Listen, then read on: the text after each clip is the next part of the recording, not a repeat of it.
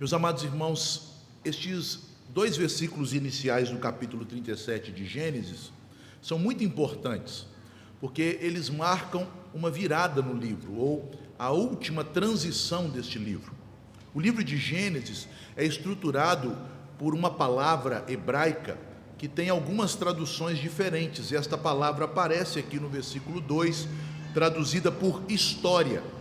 A palavra hebraica, toledot, é traduzida em Gênesis às vezes como origem, às vezes como genealogia e também como história. E este é o caso aqui. Mas a mesma palavra que apareceu no capítulo 36 como genealogia de Esaú é a palavra hebraica que aparece no capítulo 37. Então nós podemos dizer que aqui nós temos a origem, a genealogia e a história de Jacó. Portanto, esta é uma palavra central em todo o livro, porque ela indica as partes do livro, os momentos importantes do livro em que os personagens principais são nomeados, e a partir de uma genealogia ou de uma história desta personagem, os fatos da obra de Deus para a salvação do homem são então narrados, são contados para o leitor de Gênesis. Esta palavra também, meus irmãos, ela serve para dividir as 4 grandes seções deste livro. Este livro tem 4 grandes seções. A primeira delas, dos capítulos 1 a 11, nos fala das origens propriamente. Ali nós temos a Toledot, a origem, ou a genealogia, ou a história dos céus e da terra. Como Deus criou todas as coisas, como Ele criou o homem para ser o rei do seu reino terreno, do seu reino cósmico, dos céus e da terra, e como o homem falhou neste mandato do Senhor, caindo em pecado. Adão e Eva caíram, e este livro das origens mostram a origem dos céus e da terra, a origem da humanidade, a origem do pecado, a origem das nações e a origem da miséria e da condenação das nações. Por isso, esta primeira sessão acaba no capítulo 11, com a terrível situação das nações sendo espalhadas depois do juízo de Deus em Babel. Então nós temos a partir do capítulo 12, não mais uma história universal das nações, mas uma história particular de famílias. Deus agora escolhe uma família e alguns homens que são líderes destas famílias, os chamados patriarcas de Israel, para que por meio destas famílias ele executasse o seu plano, enviasse a sua promessa de salvação, e no futuro as nações que estão debaixo da miséria e do controle do pecado fossem resgatadas por um rei que não haverá de sucumbir à tentação, que não haverá de cair como caiu Adão, por um rei que virá para trazer salvação e governar sobre os povos. Então nós temos do capítulo 12 a 25, a Toledot, ou a origem, a genealogia, a história de Abraão e de seu filho Isaque, o filho da promessa. E ali nós aprendemos sobre Deus fazendo uma aliança com Abraão e dando a ele 3 promessas. De Abraão ele faria um grande povo, a este povo ele daria uma terra, a terra de Canaã, a terra das suas peregrinações, e por meio deste povo, Deus enviaria a semente, o descendente de Abraão, em quem seriam abençoadas todas as nações que estavam debaixo da miséria do pecado.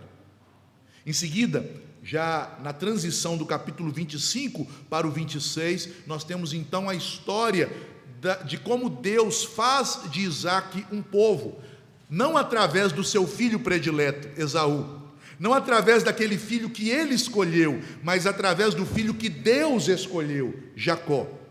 Então, do final do capítulo 25 até este capítulo anterior, o capítulo 36, nós temos a história de como Deus, de Isaque, o filho da promessa, agora começa a produzir a nação, porque o filho preterido pelo pai, mas escolhido por Deus, ele é trabalhado pela graça de Deus e é transformado de um homem enganador, Jacó, o suplantador, aquele que tentou obter a promessa e a bênção por meio de seus engenhos malignos, por meio de mentira e engano. Deus então trabalha no caráter daquele homem e, através de muitos sofrimentos e provas, ele se torna Israel. Antes de entrar novamente em Canaã, vindo de sua jornada de 20 anos, peregrinando na terra de seu bisavô, na terra de Terá, em Harã, Jacó então tem seu nome mudado, e esta mudança de nome, pelo próprio Senhor Jesus, que é o anjo da aliança, mostra também uma mudança de caráter. Ele recebe o nome da nação que foi escolhida para que por meio dela Deus enviasse o Salvador. Ele recebe o nome de Israel. Ele também recebe a bênção de se multiplicar, tendo 12 filhos, que serão os 12 patriarcas, pais das 12 tribos de Israel. E agora então, a partir do capítulo 37, o livro de Gênesis começa a nos contar como esta promessa de Deus, ela começa a ser realizada na família de Jacó. Por isso o texto fala que esta é a história de Jacó.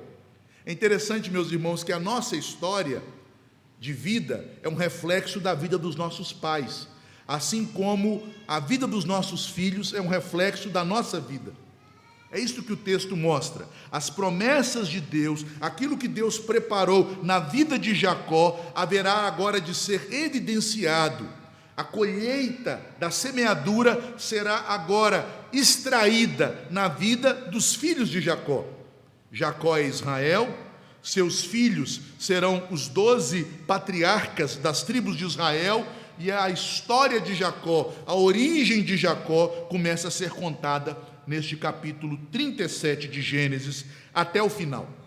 Então, do capítulo 37 até o capítulo final, o capítulo 50, nós temos a história de Jacó, por meio da narrativa da história de seus filhos. Nesta parte derradeira, final do livro, nós somos informados como Deus, ele age em sua providência para cumprir as promessas da aliança na casa de Jacó. Meus irmãos, nós já vimos anteriormente, principalmente ali no capítulo 34, que a família de Jacó, embora fosse uma família separada por Deus, escolhida por Deus, uma família que fazia parte da aliança e havia obtido o sinal da aliança, que era a circuncisão, esta família, ela não vivia uma vida na presença do Senhor. Era uma família marcada por pecados, por idolatria, por carnalidade, por violência, até mesmo por pecados sexuais, como no caso do primogênito de Jacó, que subiu ao leito de seu pai.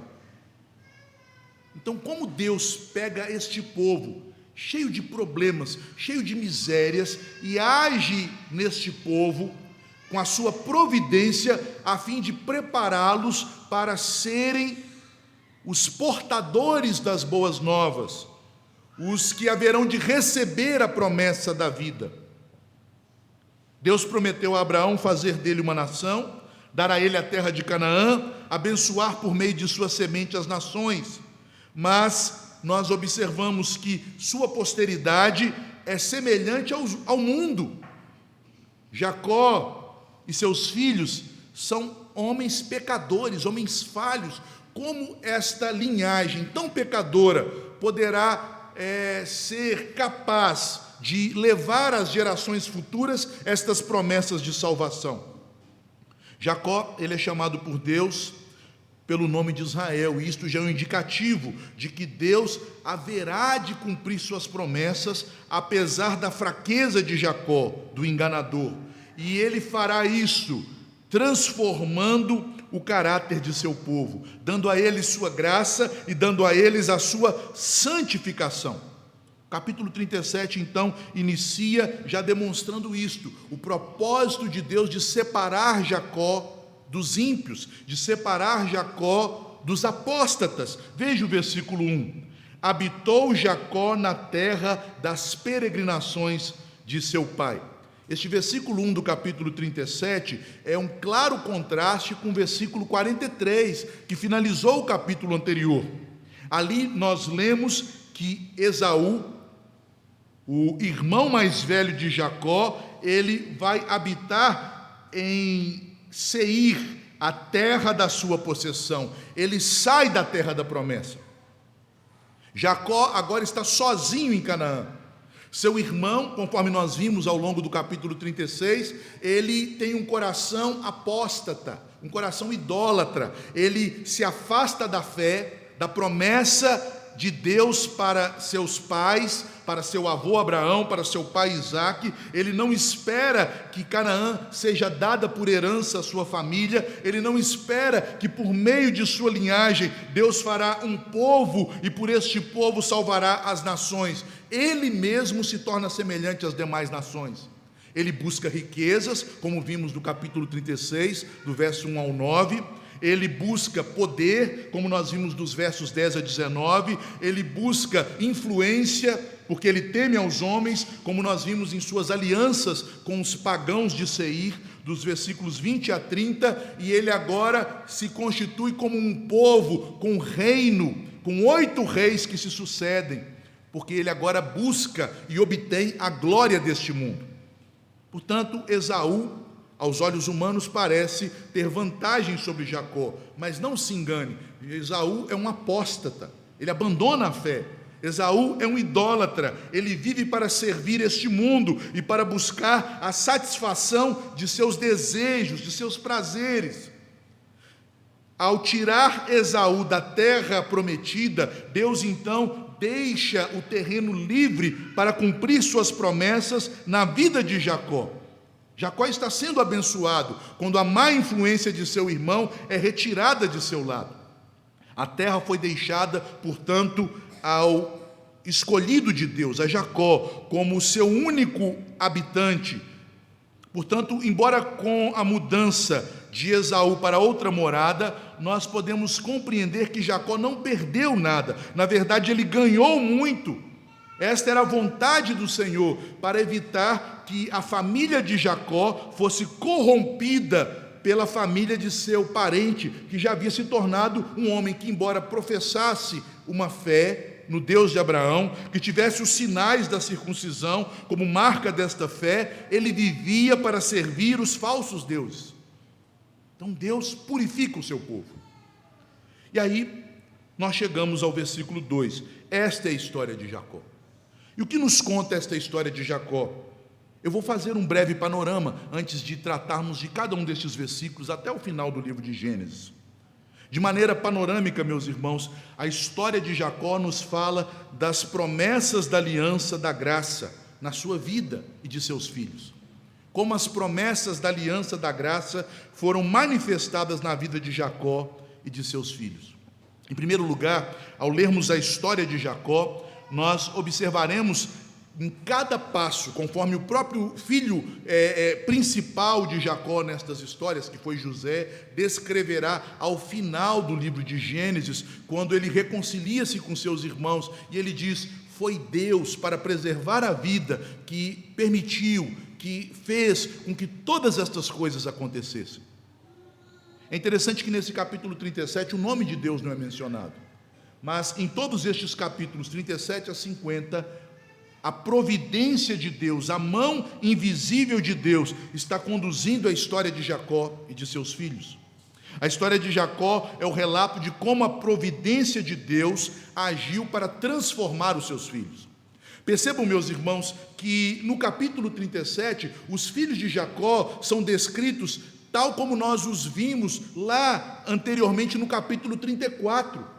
Naquele episódio em que a sua irmã Diná é violentada e eles agem com engano e violência. Eles não eram apenas violentos e mentirosos para com os de fora, eles também estavam prontos para mentir para o seu pai e serem violentos contra um dos seus irmãos. No capítulo 38, nós observamos que este povo estava ameaçado não apenas pelo seu pecado, pela sua desunião, pela sua divisão, mas também estava ameaçado pela sedução da cultura idólatra, mundana, que o cercava. No capítulo 38 nós lemos a história de Judá e como ele casou com uma mulher cananita, como ele se deixou levar pelos costumes pagãos, como ele era um homem enganoso, um homem cheio de vícios e de desvios morais. A família da aliança em Canaã estava ameaçada de destruição por dois motivos. Era uma família desunida, onde cada um dos irmãos buscava poder, e era uma família corrompida pelo mundo. Como este povo haveria de subsistir? Sendo um povo desunido, onde os irmãos disputam pelo poder, onde os irmãos são capazes de intentar e planejar o assassinato de um dos seus irmãos, que foi frustrado pela providência de Deus, mas que foi planejado, que são capazes de mentir para o seu próprio pai, homens que já estão totalmente afeiçoados ao modo de vida violento, sensual, imoral dos cananitas. Como este povo poderá preservar a promessa de Deus, preservar a fé que lhes foi dada pelos seus pais? A família da aliança estava ameaçada. José, então, ele é usado por Deus, na medida em que ele é santificado por Deus, para preparar os seus irmãos, a fim de torná-los um povo separado para o Senhor.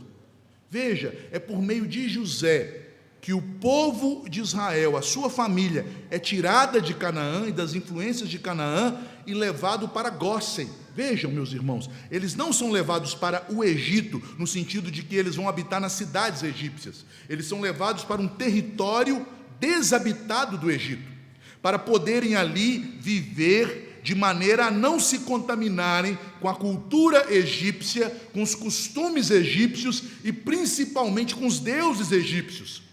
Eles vivem ali afastados dos egípcios, e excetuando José, que casou com uma egípcia, todos os israelitas casam entre eles não se misturam com o povo pagão, ao ponto de que 400 anos depois, eles estão no Egito como escravo, mas têm uma identidade preservada como o povo que serve o Deus de Abraão, de Isaque e de Jacó, como o povo hebreu. José é um instrumento que preserva o povo da aliança. Mas para preservá-los, José, pela providência de Deus, é aquele homem usado pelo Senhor para trazer reconciliação à família da aliança. A família estava dividida.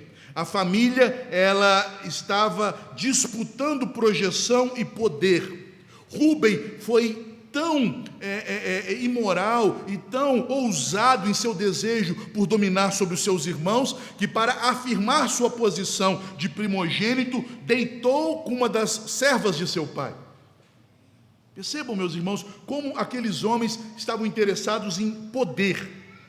Mas agora, quando Deus conduz pela sua providência José a ser o cabeça sobre os seus irmãos, conforme o sonho que ele havia tido da parte de Deus, os dois sonhos, tantos anos antes, Deus faz isto não para que José fosse um ditador sobre os seus irmãos, mas para que ele fosse um instrumento de Deus que os conduzisse ao arrependimento, à reconciliação e à união. Esta família disfuncional, desunida, era também uma família ociosa na terra de Canaã. E o que eu quero dizer com ociosa? Obviamente que eles eram pastores, que Jacó e seus filhos eram homens de posse, homens que trabalhavam para ganhar o pão, mas eles eram ociosos no sentido de saberem qual era a sua missão.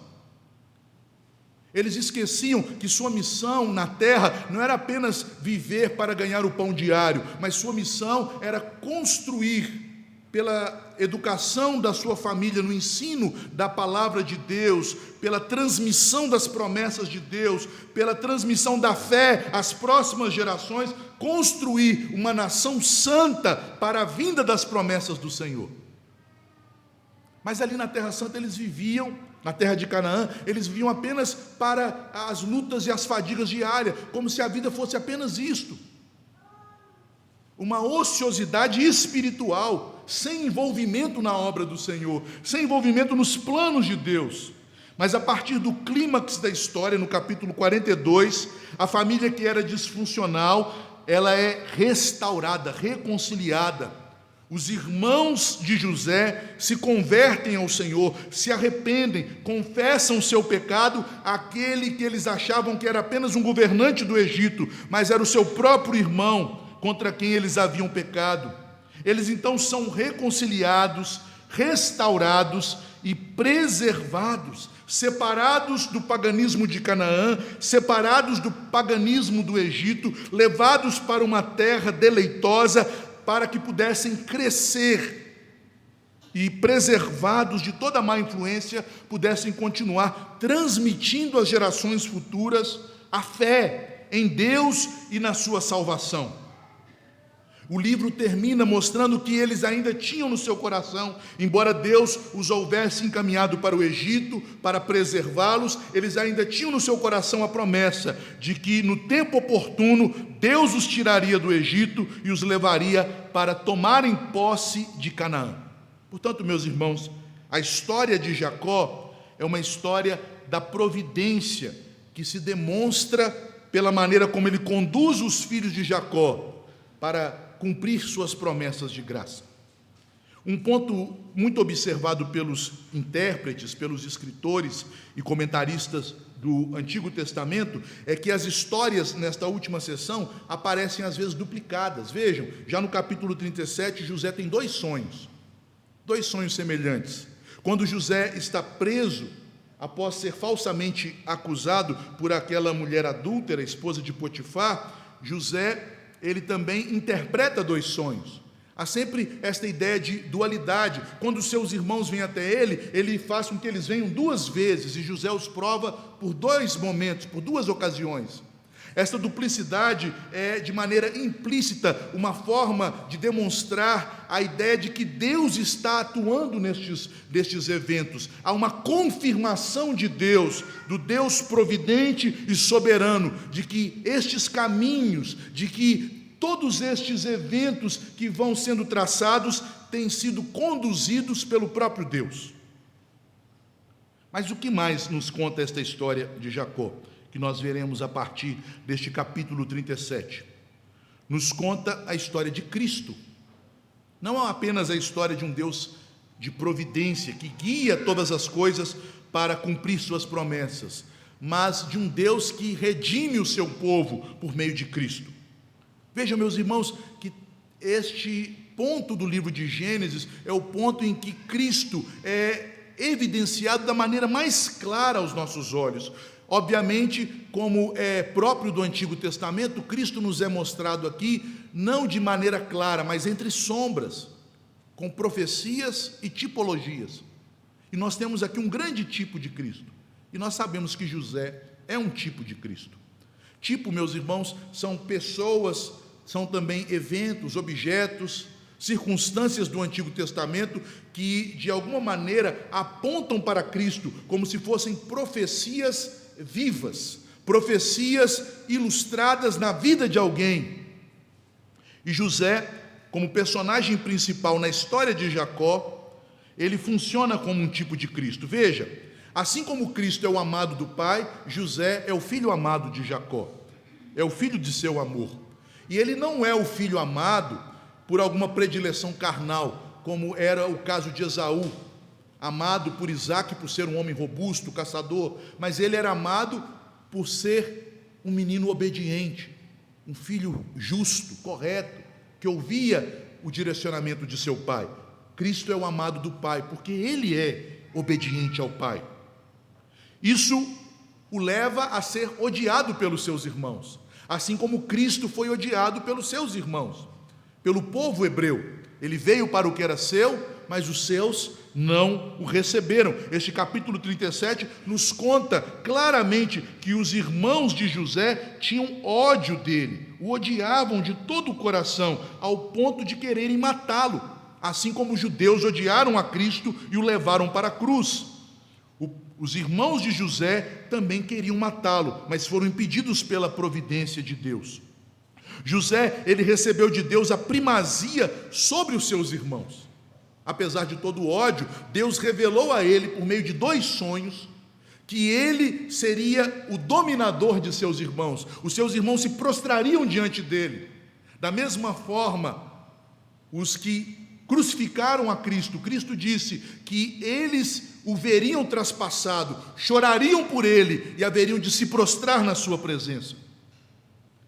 José é vendido como servo, como escravo, e ele é vendido por peças de prata. Nosso Senhor veio como servo e foi traído e vendido também por peças de prata. José foi tentado e não caiu na tentação. Da mesma forma, nosso Senhor foi tentado e não pecou em nada. José foi humilhado até os antros mais profundos, em masmorras.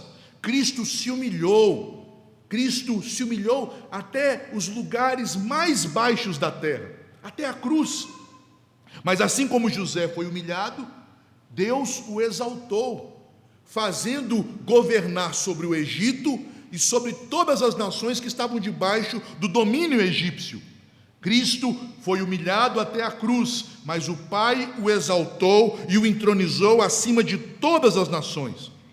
Depois da humilhação, José foi exaltado não para se vingar de seus irmãos, mas para abençoar os seus irmãos, porque em sua exaltação ele preservou a vida de seus irmãos, ele os conduziu ao arrependimento, ele os levou a se reconciliarem uns com os outros. Da mesma forma, Cristo, ao ser exaltado, enviou o seu Espírito no Pentecostes, para nos dar graça, para nos levar ao arrependimento e para nos reconciliar com o Pai, com Ele e uns com os outros. Vejam, meus irmãos, quantos paralelos maravilhosos da história de José com a história de Cristo. E por fim, José, ao reconciliar com seus irmãos, ele governa sobre eles, porque ele é o governador do Egito e os seus irmãos vêm morar no Egito, mas ele governa em amor. Ele providencia uma terra. Na morte de Jacó, seus irmãos temerosos pedem que José não se vingasse deles, mas ele reafirma o seu amor. Ele disse: eu sei, meus irmãos, que tudo o que aconteceu, que toda aquela traição e sofrimento vieram da parte de Deus para a preservação da vida. Da mesma forma, Cristo nos governa por meio de um governo amoroso e cheio de graça. Mas, meus irmãos, embora José nos chame tanta atenção, já que ele é o personagem cuja história é mais extensa neste final do livro de Gênesis, nós não podemos nos esquecer que Jesus não vem de José. E no capítulo 49, quando Jacó abençoa os seus filhos, quando ele chega no quarto filho, Judá, ele diz que de Judá virá Siló. Siló é uma palavra derivada da palavra paz, shalom. De Judá é como se Jacó dissesse: virá aquele que traz a paz. O leão da tribo de Judá, a ele será dado o cetro para reinar.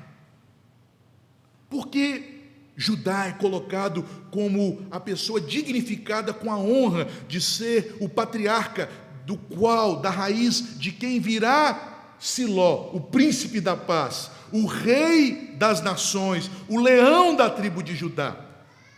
Porque no episódio da reconciliação de José com seus irmãos, nós podemos dizer que ali José faz mais um tipo de Deus Pai e Judá de Cristo. Pois Judá, arrependido de seu pecado, ainda não sabendo que aquele governador do Egito era o seu próprio irmão José, ele, para proteger o filho amado de seu pai, Benjamim, ele dá a sua própria vida em lugar de Benjamim. Ele diz: não deixe o mais novo ir, tome a minha vida em resgate. Ele se coloca como resgatador de seu irmão, ele se coloca como aquele que redime o seu irmão para que ele seja salvo. E diante desta demonstração de amor sacrificial, José então é tocado em seu coração e a paz é realizada, a reconciliação é realizada pelo ato de Judá. Portanto, meus irmãos, Judá, mais ainda do que José, ao apontar para o caminho da redenção, quando um irmão toma sobre si a vida de outro irmão, carrega sobre si a responsabilidade de se entregar pelos seus, Judá então nos mostra como nossa redenção foi realizada pelo nosso Senhor Jesus Cristo, que é o nosso Redentor, aquele que nos resgata da condenação, aquele que ofereceu sua vida em favor de seus irmãos. E ao fazer isto, sua atitude traz satisfação reconciliando os homens com Deus. José, ele cria o caminho da reconciliação, mas Judá é aquele que efetiva a reconciliação. Portanto, meus irmãos, estes capítulos finais de Gênesis, eles, ao contarem a história de Jacó de maneira profética, como tipos, já nos apontam para o ponto mais alto da história de Jacó, a vinda de Cristo, que está aqui de maneira tipológica, sendo ilustrado na jornada de José e na atitude redentiva de Judá. E finalmente, do que mais nos fala a história de Jacó?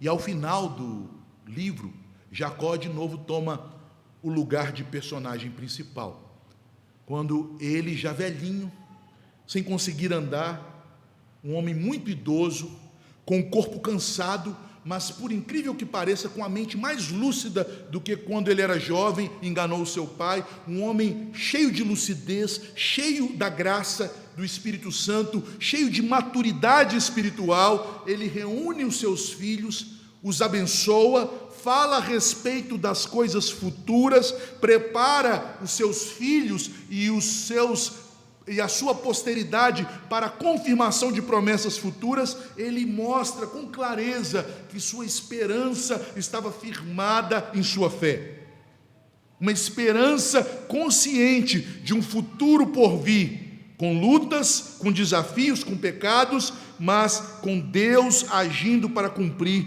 todas as suas promessas de graça. A história de Jacó é uma história de fé e esperança nas promessas. O final da história de Jacó, no entanto, é marcado pela esperança quanto ao futuro das promessas. Veja, meus irmãos, que a mensagem final do livro, quando Jacó diz aos seus filhos que deveria ser sepultado na mesma sepultura que pertencia aos seus antepassados, naquele campo comprado por Abraão para sepultar Sara, onde o próprio Abraão também foi depositado, onde também jazia Isaque, e Jacó diz: meu corpo deverá ser levado para lá. Jacó manifesta a sua esperança nas promessas. O único pedacinho de terra, da terra prometida, que pertencia aos patriarcas, era uma caverna, que era uma sepultura. Mas ao querer ser transportado para lá, Jacó demonstra que, apesar da morte, ele vivia, porque Deus não é Deus de mortos, e sim de vivos. O Deus de Abraão, de Isaque e de Jacó cumpre suas promessas na terra e nos céus. Ele tem a esperança da ressurreição, e antes disto, ele tem a esperança de que sua família possuirá aquela terra, que naquela terra Deus escreverá uma história de relacionamento com Israel, e nesta história, na plenitude dos tempos, Deus enviará o Redentor, o leão da tribo de Judá, que vencerá a morte, para que as promessas sejam dadas ao seu povo. Jacó é sepultado em Canaã após abençoar os seus filhos. Seus filhos prometem levar seu corpo até aquele lugar, na caverna de Macpela, e assim fazem. Mas o capítulo 50 fala de uma outra morte, uma morte também que anuncia esperança de vida, a morte do próprio José. José, ao morrer, vejam que interessante, José era o governador do Egito. Da mesma forma que seu pai, quando morreu, foi embalsamado e foi transportado por uma grande comitiva, por carruagens, por nobres que acompanharam seu corpo naquela jornada até Canaã para ali ser sepultado, José poderia ter feito algo ainda maior no seu ofício fúnebre. Ele podia ter colocado em seu testamento que queria não sei quantos cavalos, camelos, carruagens, exércitos, e que todos os seus parentes fossem até Canaã para sepultá-lo lá na terra da promessa. Mas o que José faz o povo prometer? Vocês vão preservar os meus ossos, e eu não quero ser sepultado lá agora. No dia em que o Senhor visitar o seu povo e nos libertar das mãos dos egípcios e nos levar para a terra da promessa, então vocês levarão os meus ossos e vocês vão me sepultar lá. A A esperança de José é de que haveria um dia de redenção, de que eles estavam no Egito provisoriamente, como maneira de Deus preservar o seu povo e livrá-los das influências cananitas, para que ele pudesse crescer protegido, mas que no dia da visitação, Deus libertaria o seu povo e os conduziria para a terra da promessa. Assim também, meus irmãos, é a nossa esperança.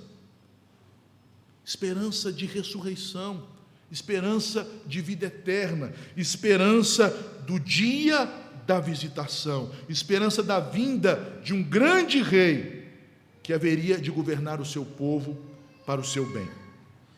Finalizando este panorama do último livro, ou da última sessão do livro de Gênesis, da sessão que fala da história de Jacó, ou da vida dos filhos de Jacó, eu quero fazer 3 aplicações. Em primeiro lugar, meus irmãos, vejam, os filhos de Jacó estavam na terra de Canaã, conforme nós podemos ler no versículo 1 do capítulo 37. Mas eles estavam na terra de Canaã, na terra prometida, como povo de Deus, já usufruindo de promessas de Deus dadas a Abraão e Isaque, no entanto, vivendo como os mundanos. Meus irmãos, não adianta estarmos na igreja vivendo como o mundo, vivendo espiritualmente ociosos, vivendo como se nossa vida fosse apenas ganhar o pão, sustentar nossa família, fazer as coisas daqui e da agora. Nós fomos colocados neste mundo para sermos como igreja de Deus, os portadores das boas novas, aqueles que fazem com que o reino de Deus se expanda até os confins da terra, por meio das boas novas que são pregadas, por meio da manutenção da igreja, por meio do nosso culto, por meio de nossas famílias, por meio das gerações futuras. Uma vida espiritual ociosa nos levará ao mundanismo, e o mundanismo leva à apostasia das próximas gerações. Porque as igrejas, outrora avivadas na Europa, nos dias da Reforma, hoje estão vazias? Porque a Reforma trouxe prosperidade material. A prosperidade material levou os herdeiros da Reforma ao mundanismo, a uma vida que buscava apenas empregos, satisfação, projeção, viver uma vida para lazeres, viagens, passeios. Com isto, aquela geração que vem na sequência se perde, se tornam como Esaú, passam a adorar apenas os ídolos do mundo, riquezas, poder, influência e glória mundana. Se você não está engajado na obra do Senhor, meu irmão, se você é apenas membro de igreja, frequentador de igreja, se você está ocioso no meio da igreja, cuidado, porque isso vai te levar ao mundanismo, e o mundanismo levará você e sua família à apostasia. Em segundo lugar, Deus é misericordioso e cheio de graça, e para evitar que seu povo se corrompa, para evitar que a igreja seja engolida pelo mundo, Deus, com a sua providência, conduz o seu povo, assim como ele fez com os filhos de Jacó, na história de Jacó, os tirando de Canaã, levando-os para o Egito e fazendo até mesmo com que eles amargassem aflições. José foi para a prisão e o povo de Israel se tornou um povo pobre e escravo. Deus fez isto para o bem deles, para a sua santificação. Deus os privou de bênçãos no mundo para dar a eles bênçãos eternas. Meus irmãos, com isso eu não estou tornando estas verdades como coisas absolutas, não estou dizendo que ter posses é algo ruim e ser pobre é algo bom, não estou dizendo isso, mas quando nós colocamos o coração no mundo, Deus, para nos salvar, Ele muitas vezes nos leva a situações de sofrimento, nos leva a situações de luta, porque o objetivo de Deus é gerar no seu povo santificação. As lutas, os conflitos e as dificuldades que são narradas na história de Jacó e de seus filhos foram os instrumentos da providência de Deus para levá-los ao arrependimento, ao quebrantamento e, por fim, à reconciliação. Os filhos de Esaú tiveram riquezas, projeção e poder. Qual foi a consequência disto? Cada rei que subia no trono destruía o seu antecessor. Assim nós vimos na semana anterior, viveram os descendentes de Esaú. Mas Deus, Ele abateu os filhos de Jacó para que eles fossem unidos, para que houvesse no meio deles perdão, para que houvesse no meio deles arrependimento, para que houvesse no meio deles reconciliação. Deus, Ele intenta a nossa santificação, meus irmãos. Este é o propósito de Deus. Uma teologia da prosperidade que diz que o propósito de Deus é nos dar vida boa nesta existência terrena, é uma teologia que falsifica a Bíblia de Gênesis e Apocalipse, porque até mesmo os patriarcas que foram homens ricos, eles, comparados aos impérios e nações, Jacó, comparado a Esaú, era um homem frágil. Não era ainda um homem que tinha um domínio, uma terra sua e filhos para chamar de reis. Era um homem frágil. E Deus ainda o fragilizou mais e mais, fazendo morar em uma terra de favor, no Egito, para santificar sua semente. E por fim, e o mais importante de tudo o que esse texto nos ensina, a centralidade de Cristo para cumprir as promessas de Deus. Cristo é o provedor de todas as necessidades do povo. Meus irmãos, uma leitura mundana de Gênesis tem levado as pessoas a verem em José apenas um provedor de necessidades materiais. A José foi aquele homem usado por Deus para ir para o Egito, para que quando houvesse fome em Canaã, ele pudesse fornecer alimento para os seus irmãos. Meus queridos, José forneceu muito mais do que o alimento físico e material para os seus irmãos. Ele foi um instrumento de Deus, assim como Cristo é o meio pelo qual Deus nos dá o alimentar da graça.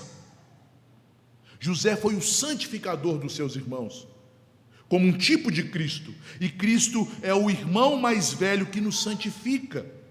Ele é colocado como o que nos conduz ao arrependimento, nos convencendo de nossos pecados, aquele que por sua justiça nos reconcilia com o Pai, sendo nosso resgatador, assim como Judá fez esse papel de resgatador na narrativa, colocando-se como aquele que sofre a punição, a fim de que sejamos livres. É Cristo que também nos reconcilia uns com os outros, porque se Ele nos perdoa de tanto, quem somos nós para não perdoar quem nos ofende? Mas acima de tudo, meus irmãos, Cristo é o Redentor que deu sua vida para nos salvar. Por isso Ele recebeu autoridade para reinar sobre nós. O seu amor por nós é tão grande que Ele recebe um trono de graça e de amor para governar os seus irmãos, para conduzir os seus irmãos. O final do livro de Gênesis, então, nos aponta para o governo de Cristo.